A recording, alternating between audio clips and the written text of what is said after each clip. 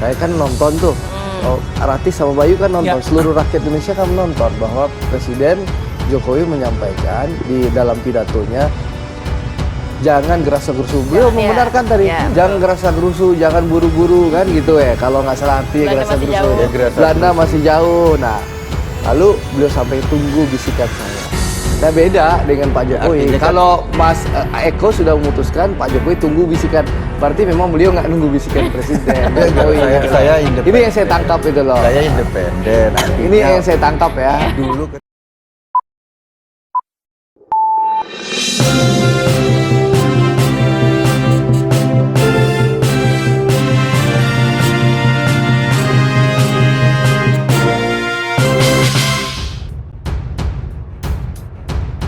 Di saat ini relawan ini tidak tegak lurus dengan endorse-nya Pak Jokowi justru saat karena ini. kita relawan, kita tegak lurus dengan diri kita sendiri. Oke. Kita nggak, masa sih dulu kita dukung Pak Jokowi kan karena kita nggak tegak lurus pada siapa-siapa, kita milih Pak Jokowi gitu loh. Kita milih beliau jadi presiden.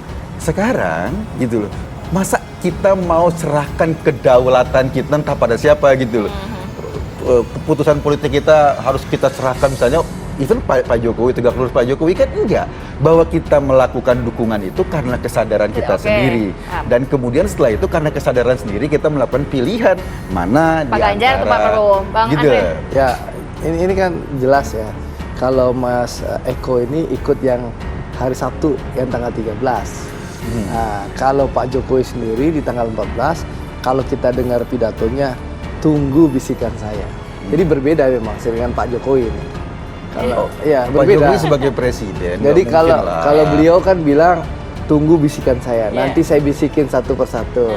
Ya, kalau yang saya tangkap ya saya nggak ingin mengomentari ya, nggak ingin lebih jauh. Tapi yang saya lihat Mas Eko dengan Pak Jokowi beda. Kalau Mas Eko sudah memutuskan, Pak Jokowi padahal menyampaikan kerelawanan. Jadi bisikannya Pak Jokowi bukan ke Mas Ganjar nih berarti ya? Wallahu a'lam bishawab. Kalau saya melihat gini, tapi yang jelas kan itu ini yang saya tangkap sebagai orang luar ya. Oke. Kalau saya lihat ya sebagai presiden nggak mungkin lah Pak Jokowi ngomong terang-terangan A atau B gitu loh. Itu nggak mungkin. Kita lihat fenomena-fenomena yang bisa kita tangkap saja. Fenomena yang sudah clear yang bisa kita tangkap bahwa arahnya kan nggak mungkin terang-terangan. Pak Jokowi ini Tapi adalah condong politik. kemana? Kalau lihat hasil menurut musra, saya condongnya ke enggak, Ganjar. kalau Tapi lihat anaknya hasil dua pakai musra, kaosnya Prabowo loh. Yang Kenapa? Mas Kaisang kan pakai Pakai Prabowo. kaos Mbak Puan juga kan? baik. Lihat hasil musra itu kan kejutan. Ya. 20,6% Pak Prabowo, mohon maaf, Mas Ganjar hanya 19,9%.